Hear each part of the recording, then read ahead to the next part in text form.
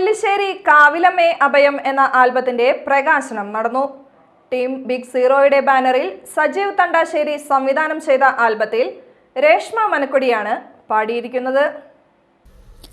ആറാട്ടുപുഴ ക്ഷേത്ര ഉപദേശക സമിതി മുൻ പ്രസിഡന്റ് എം രാജേന്ദ്രൻ പ്രകാശന കർമ്മം നിർവഹിച്ചു. പ്രവാസി ശബ്ദം chief editor K Harinarayanan album ഏറ്റുവാങ്ങി.